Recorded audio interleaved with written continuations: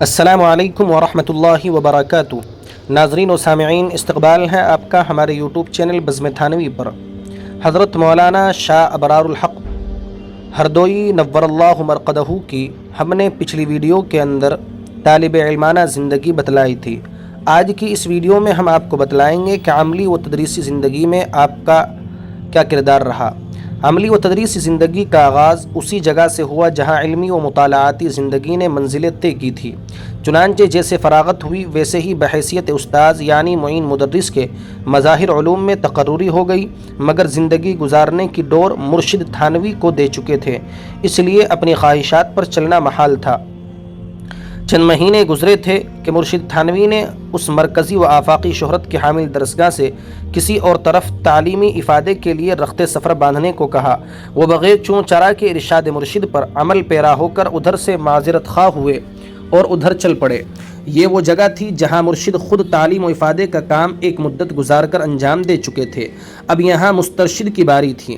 یہ کانپور کا مشہور تعلیمی ادارہ جامع العلوم پٹکا پور ہے۔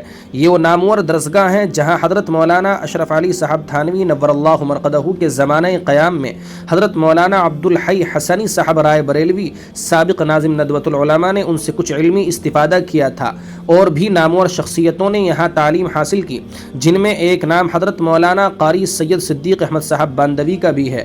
حضرت مولانا ظفر احمد عثمانی تھانوی نے مدرسے کے محتمم صاحب کے نام ایک مکتوب میں تحریر کیا تھا، جس میں انہوں نے ان کی صلاحیت اور صلاح اور اچھی تدریسی طاقت سے متعلق لکھتے ہوئے کہا تھا کہ طلباء کو ان کا طریقہ پسند ہے اور تقوی، طہارت، علم، عمل میں اپنے ہم عصروں اور ہمسروں میں بہت ممتاز ہیں۔ اور اس تحریر کی تائید کرتے ہوئے حکیم الامت حضرت تھانوی رحمۃ اللہ علیہ نے یہ جملہ تحریر فرمایا تھا کہ احقر اشرف علی بھی تحریر بالا میں لفظ بلفظ متفق ہے۔ جامع العلوم میں حضرت مولانا ابرار الحق صاحب رحمۃ اللہ علیہ نے تھوڑی ہی مدت پڑھایا تھا کہ مرشد نے دوسری طرف رخ کرنے کو کہا۔ 1.5 یا 2 سال کی اس تعلیمی خدمت کے بعد فتح پور کے مدرسہ اسلامیہ میں پڑھانے کے لیے جانا طے کیا گیا۔ تعمیل ارشاد میں آپ نے وہاں کی راہ لی۔ مدرسہ اسلامیہ فتح پور میں حضرت مولانا ابرار الحق صاحب نے زیادہ عرصہ نہیں پڑھایا، مگر جتنا پڑھایا یکسوئی اور توجہ سے پڑھایا۔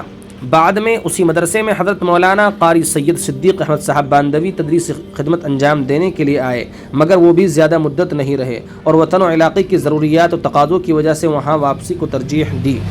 یہ تھے حضرت مولانا شاہ ابرار الحق ہردوئی رحمۃ اللہ علیہ کے تدریسی اور عملی زندگی کی کچھ نقوش۔ اللہ تبارک و تعالی ہمیں انہی کے نقوش قدم پر چلنے کی توفیق عطا فرمائے اور ان کی خدمات کو اللہ اپنی بارگاہ میں قبول فرمائے۔ اسی طرح کے علمی شخصیات کی ویڈیو سننے کے لیے آپ ہمارے چینل بزم تھانوی کو سبسکرائب ضرور کر لیں۔ شکریہ، جزاکم اللہ خیرا و احسن الجزاء۔